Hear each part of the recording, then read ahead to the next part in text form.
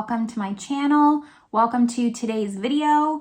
Today is going to be a foundation review and wear test on this foundation here. This is the Nars Sheer Glow foundation. Not new to the market, but a holy grail for so many people, and I've never tried it. So that's what we're going to be doing today.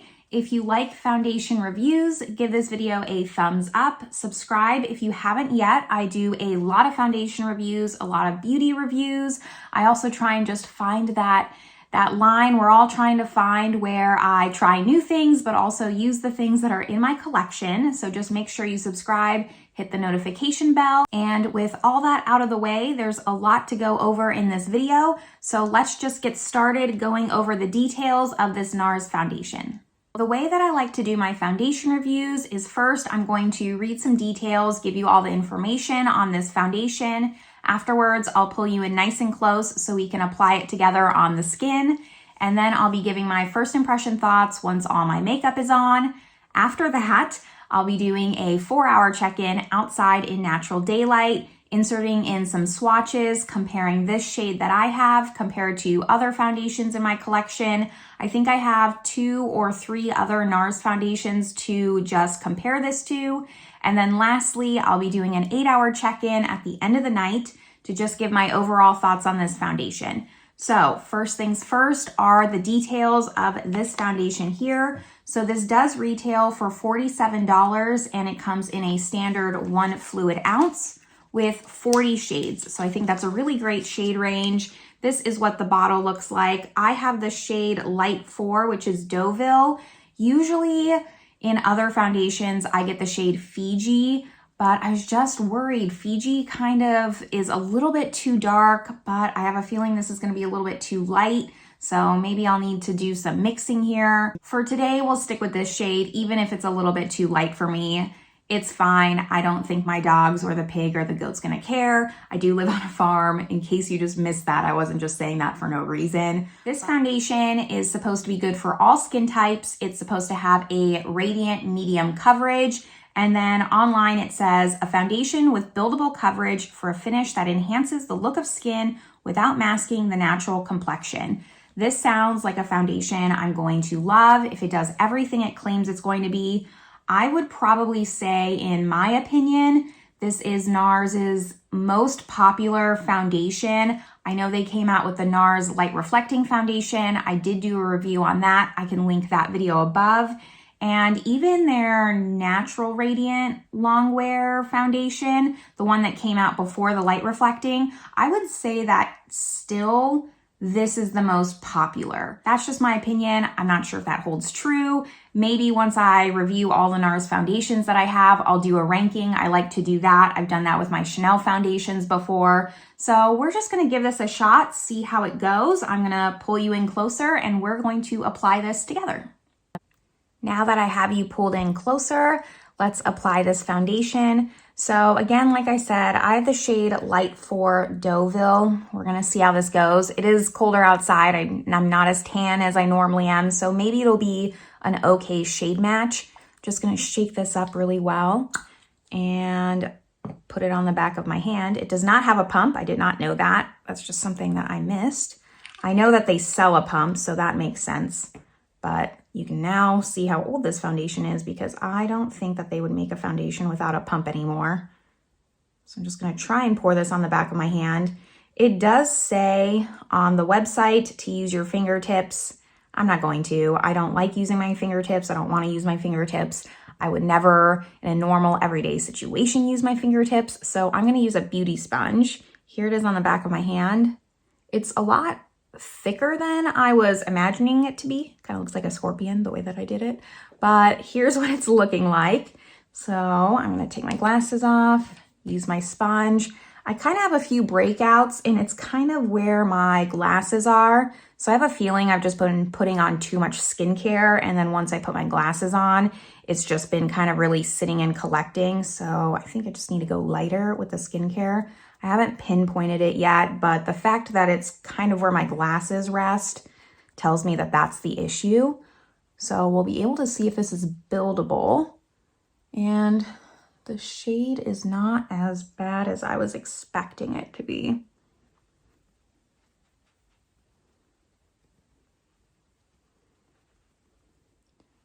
The sponge is soaking up quite a bit of this. I've only done this part of my face with what was on my hand. It didn't really cover up the blemishes here, but I'm gonna put a little bit more on the back of my hand and see how much more we need. It's not really like very liquidy at all because it's not really coming out. I really have to like shake it. It is a little bit colder inside, so I don't know if it's just not melting to come out, but I'm really having to work to get this out of the container. Probably should just purchase the pump and then it won't be an issue.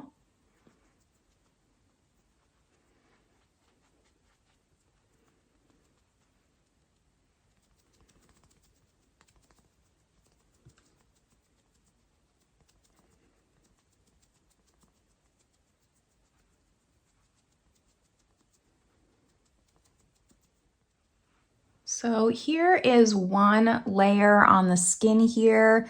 It did cover up that blemish. Okay, here still kind of peeking through. So I would say that this is a medium coverage. I'm actually surprised at the amount of coverage that it has, considering the name is Sheer Glow. So I'm just gonna take what's left on the back of my hand, just try and build this up right here, where it's just a little bit redder than I want it to be.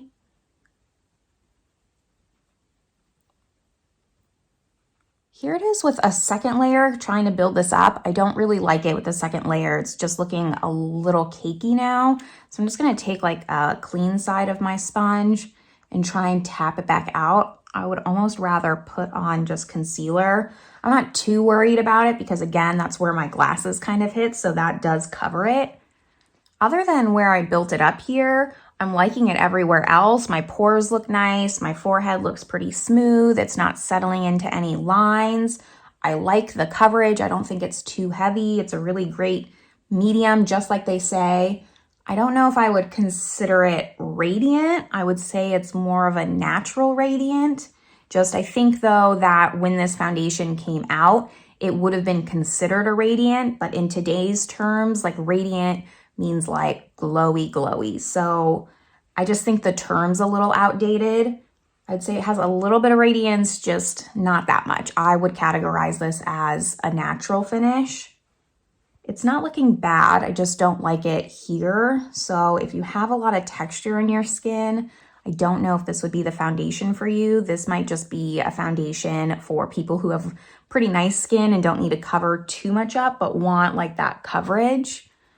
So this is what it is looking like. I think it looks decent. And now I'm going to apply the rest of my makeup. It's better when I put my glasses on, take a nice close-up look so I can gather up my thoughts, and I will be back to talk about my first impressions. Rest of my makeup is on. And I have to say, this foundation's looking excellent so far. I think it looks really nice. While the coverage is just a little bit more than I was expecting it to be, just based on the name Sheer Glow. It says medium coverage, but Sheer Glow, like I'm still kind of thinking it was going to be a little bit more sheer than it is, but it's a solid medium. I powdered just a little bit, not too much. Everything that I'm wearing is always listed in the description box below, but I didn't want to apply too much powder, have it affect the foundation. I mean, I think that it has some really great potential. I'm excited to see how this wears throughout the day, how much oil kind of comes through, how it wears down, if it's going to break apart or just wear down pretty naturally here. So I am going to do some things around the house. My to-do list is never ending, and I will be back in 4 hours to check in with you all in natural daylight. So it's been about 4 hours. I'm outside now in the sun, just so you can see how this foundation looks a little better. And I'm just on the fence here. My skin's looking more radiant than it was for sure. My natural oils are just coming through. It's right at borderline to just shiny for me, but I would say if you like a radiant foundation, this is probably average radiance. Just for me, I'm not really into very shiny. You can hear my dog sniffing. Where is she? There she is, crackling all the leaves there. but I'm not sure. I'm just really on the fence with this one. Like, I just feel like it looks cakey on my skin, but then it looks and feels oily. My skin feels okay, like it doesn't feel super sticky. My hair is not really sticking, so it doesn't feel bad on my skin. I'm just getting like very mixed feelings, mixed reviews. I'm just not sure where I'm at with this. And usually by 4 hours, I can tell if it's something that maybe I see has potential, or if it's just a complete fail, or what's gonna happen. But I really don't know what's gonna happen in the next 4 hours here. Right now, it's not a favorite. I'd give it like a 5 out of 10, just really right in the middle. Like, I'd wear this and be okay wearing it. I just don't like how makeup-y and powdery it's looking. I don't feel like it's doing my skin any favors right now. So hopefully you can just see, like, I don't know, maybe my skin's not in the best place and I'm blaming the foundation, but it's not going great. We're gonna see where the next 4 hours takes us. I'm gonna insert in some swatches right about now, and I'll see you in my final thoughts. Hopefully some kind of miracle happens.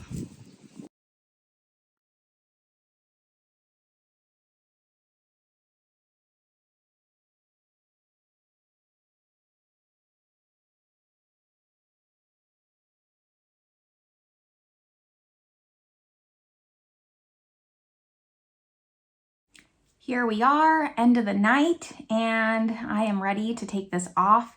It's looking pretty oily, and just looking up close, my chin, it's like bunching up. I've never seen that before. It's hard to really capture unless you're really looking up, but you see all those like dots? Very odd. Like, it's just wearing down and like bunching together. Very interesting. Like I said, I've never seen that before. I don't do any touch-ups throughout the 8 hours to really just see how the foundation wears. So I'm just going to use my sponge to just blot where I have a lot of oils coming through and it's really shiny. It kind of just helps to press the foundation back in, soak up any excess oils.